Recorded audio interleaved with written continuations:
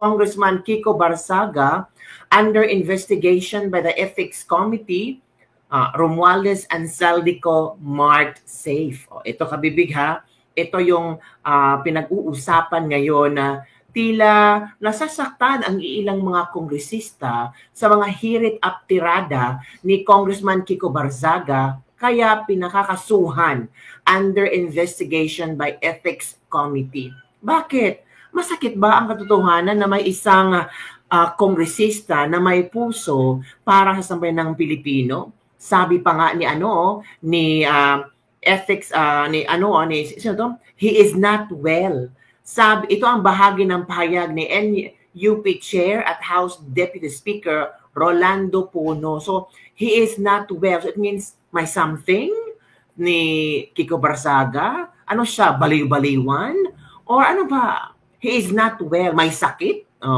Kaugnay sa reklamong ethics complaint laban kay Cavite 4th Representative Kiko Barzaga. Bakit hindi kayo nag-raise ng ethics complaint kay Congressman Ungab? Kay Toby Tiangco? Diba? Sa Facebook post ni Barzaga, sinabi niya, Chairman Puno is mistaken. I am the one calling for peace. He is too detached from the common people that he became unaware of the length or unoppressed citizens will go to get justice. Ay, so ito pala ang ni Puno. Ito yung kayang sinasabi kabibig, grabe si Puno, no? To cover someone, dapat talaga masabihin mo na Kiko Barzaga, he is not well. Wow, grabe naman. Ano ba naman yan? Darating, ito kabibig ha, makinig tayo. Nasisingil kami sa NUP na bakit naman nagdala kami ng member na parang nasisingil kami sa NUP na bakit naman nagdala kami ng member na ganun ang sasabihin, hindi lang tungkol sa Kongreso, tungkol sa buong gobyerno. At parang parang hindi yata, kumbaga he is not well. Alam mo yun? And I think everybody is seeing that, di ba? No, parang, no, kayo lang. Parang all is not right, di ba? Parang, so that's because of that, medyo, parang matahimik kami, hindi na naman kayo, wala tayong magagawa eh. Yun talaga yung opinion ng bata, ganyan. Pero siyempre, parami nangyari. He is not well, grabe naman yung sinabi ni Congressman Puno, parang pagyuyurak sa pagkatao ni Congressman Kiko Barzaga. Yung parang sinasabi niyo, ay Congressman to pero he is not well. Kasi against sa mga gusto niyong sinasabi niyo. Kasi si Kiko Barzaga talagang nanindigan at talagang nagsalita at talagang ramdam niya kung ano ang pighati at kung ano ang gusto ng mga tao, kundi ang hustisya. Pero kayo dyan nakaupo sa Kongreso, hindi nyo ramdam ang sinisigaw ng mga tao tungkol sa hustisya? Tapos itong si Kiko Barzaga na sumisigaw at kasama ng mga tao na sumisigaw ng hustisya, sasabihin nyo, he is not well? So balik kami mga tao na sumisigaw ng tungkol sa gobyerno, we are not well? Wow! Congressman Puno, para yatang hindi lang si Barzaga ang iyong pinupuna, pati ang mga tao na katulad ng sentimiento, ng katulad ng paniniwala ni Congressman Kiko Barzaga na sinabihan mo, he is not well. Grabe. Ganito sila magsalita tungkol sa kapwa kongresista. Again ha, ganyo. Parang nasisingil kami sa NUP na bakit naman nagdala kami ng member na ganun ang sasabihin, hindi lang tungkol sa Kongreso, tungkol sa buong gobyerno, no? At parang parang hindi yata. My God, you're protecting the administration. In fact, a lot of people are doing rally in front of House of Congress. Si BBM nga sabi niya kung hindi pa siya presidente, makakasali siya sa mga nagrarally. Baka hindi mo alam yan, Congressman Puno. Coming from the mouth of BBM. So it means si BBM he's not well? Kasi pag hindi siya presidente, sasali siya sa rally. So he's not well. Kasi kung ano ang sentimiento ng mga tao, ay sentimiento ni BBM. So, later na tayo mag-uusap kay BBM, natatawa lang talaga ako. So it means, BBM, hindi mo gusto ang pamamalakad mo? Because kasali ka sa rally kung hindi ka pa presidente. Wow. Iba. Kumbaga, he is not well.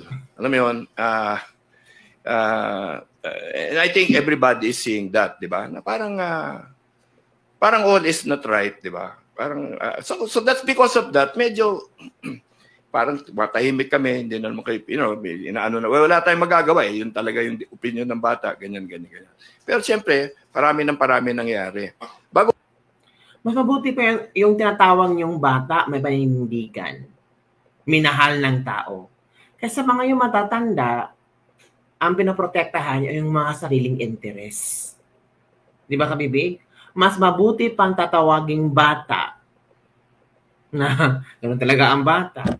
May paninindigan at marunong makinig, makiramdam sa kung ano ang emosyon, sa kung ano ang galit ng sambayanang Pilipino. Kumpara sa mga matatandang politiko na sarili lang iniisip nila.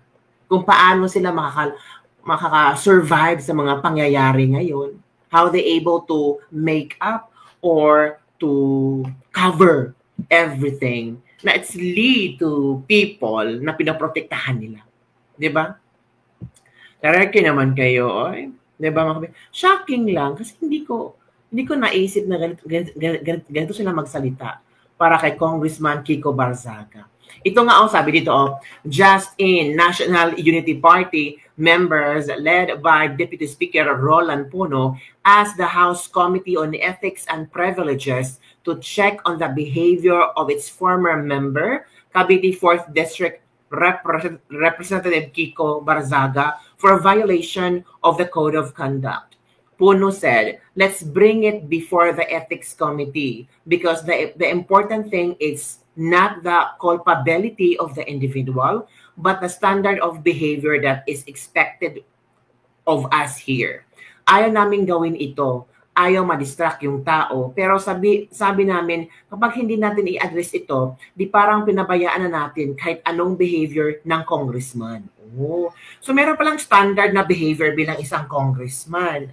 So kung standard behavior ng isang congressman, kahit alam niya na may pagnanakaw at kurakot at korupsyon, wala lang gagawin, tatahimik lang. Yun ba ang standard? Diba? Puno mentioned 4 possible violations committed by Barzaga. Number 1, not acting in a manner that reflects creditably on the House. Number 2, engaging in acts contrary to law, good morals, custom, and public policy.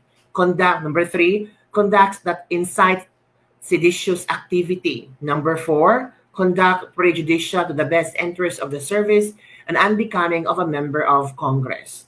Puno said, I want that very clear. Hindi namin hinahabol si Representative Barzaga. So parang Judas Iscariote ka, after you mention all these 4 violations, hindi mo hinahabol si Barzaga. Ano to? Judas Iscariote lang? Hugas kamay? Diba? Even the speaker does not want us to do what we are proposing to do. Diba? Hindi mo hinahabol. Pero minumungkahi mo kay Martin Romualdez. Sabi naman, just wag na. Pero may mga proposal kayo. So, bale, hindi nyo hinahabol ang tao. But we're going to do this because we feel responsible for what has happened. Dahil nga, miyembro ng partido namin yan. I signed a certificate for nomination and acceptance for him. And we want him to be held to account for this. Oh, so paano na yan, Barzaga? Nako, delikado ka. Baka matanggal ka sa Kongreso katulad ni Teves. Diba? Sabi ng iba, nako, Teves, the next one. Hala, mga kabibig. Ano kayang reaction ni Congressman Kiko Barzaga hinggil dito? Congressman Kiko Barzaga, na kung saan, nako, pinaiimbestigan sa ethics complaint. Diba, nako? Ano ba? Congressman Kiko Barzaga, youngest House Speaker in the Philippine history and the first Gen Z speaker in the world. Iba si Kiko Barzaga. I-share ko sa inyo yung mga post ni Kiko Barzaga. Talagang marami ang na-inspire sa kanya. Sabi ng iba, baka itong si Kiko Barzaga ang susunod na mag-leader, parang nangyari sa Nepal. Chairman Puno is mistaken. I am the one calling for peace. He is too detached from the common people that he became unaware of the lengths of oppressed citizen will go to get justice. Oh, Chairman Puno, ano na? Traditional way pa ba? Laban kong KB. Ayan. Sige, gawan nyo ng issue ang Dasmariñas. Siguraduhin nyo lang na mas malala yung sa pagnanakaw na ginagawa ng Kongreso. It means lantaran na talaga na may pagnanakaw sa Kongreso. O, basahin natin ang mga komento ng ating mga netizen dito, ha. Sabay nito, mas naniniwala ang mga tao si Congressman Kiko. Gusto nila sila ang bida at tama. Di nila akalain na meow lang pala, mas maligalig kaysa kanila. Don't mind the thunders. Kami ang dapat nilang harapin. Ang taong bayan sila may pananagutan. Congressman Kiko, mas okay po na you be careful with the words you tell the public because not everyone will understand you. Kumbaga, less talk, less mistake, ganun. So, bali, maging plastic si Congressman Kiko. Kahit alam niya merong mga nakawan, kurakutan sa Congress, hindi na siya magsasalita. Follow na lang sa flow ng mga taong tahimik lang pero alam na ang nangyayari. Di ba, kabibig? So yun mga kabibig, ang nangyayari yung kay Congressman Kiko Barzaga na sabi nila, totoo naman na, mag-ethics complaint daw. Naku po, paano na yan kabibig? So, well, I'm sure na si Kiko Barzaga will be facing ethics complaint kasi sabi pa nga ni Puno na, sinabi na namin si Martin, pero parang ayaw ni Martin. Pero kami, gusto namin para magtanda. Magtanda ba yun mga kabibig? Nakakatawa lang talaga, no? So, ano ang iyong reaction hinggil dito mga kabibig? Ano ang iyong, may nakakatawang video din si Congressman Kiko Barzaga. Nakakatawa talaga kung saan marami ang natawa sa kanyang ginawa sa loob ng Congress. Kasama si Garin. Hanapin natin yung video kabibig, ha. Talagang natatawa ang mga tao. Hala, meron pa palang comments Congressman, Kiko, kahit ipakulong nyo pa ako, mananalo pa rin ang taong bayan. #Philippines versus Romualdez. Oh, hala, lalaban din talaga si Kiko Barzaga. Sabi ng isa, di matanggap na mga gurang na may punto ang mga sinasabi ng bata. Mga matandang walang kinatandaan. Kailang magnanakaw anto sa wawag ng magmeow-meow. Daming bastos dyan sa Congress, ngayon lang ka-ethics. Ganyan naman talaga ang tirada nila. Pag hindi ka sumunod sa kanila, ikaw ang target nila. Pag di nila i-target yung bilyong-bilyong magnanakaw ng kabanang bayan. On what grounds? Yung complaint nakabase sa hindi pa siya congressman. O, diba? Sige, share ko sa inyo kung ano yung post ni Congressman Kiko Barzaga. Ito yun, mga kabibig ko. Yan, kahit ipakulong nyo pa ako. Grabe, no? Ang tapang ni Congressman Kiko Barzaga, mananalo pa rin ang taong bayan.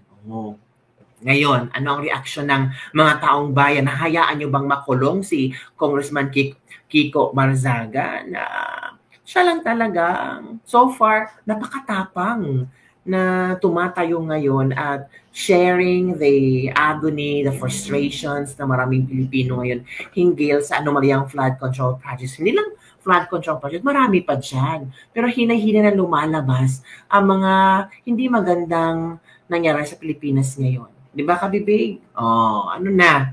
Yun kabibig, ha. Hanapin ko muna yung video, ha, ni Congressman Kiko Barzaga kasama si Garin, kung saan kumakanta sila.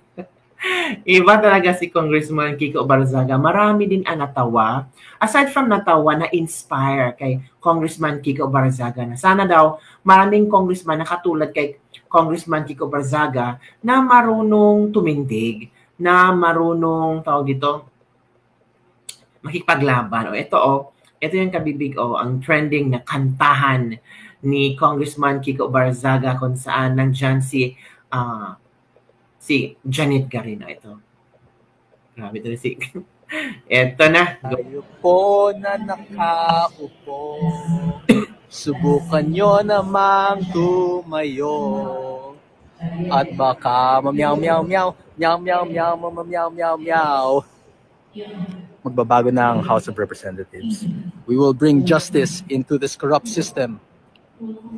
Kayo po na nakaupo, subukan nyo namang tumayo. At baka mamyaw meow meow meow meow meow meow meow meow. Magbabago na ang House of Representatives. We will bring justice into this corrupt system.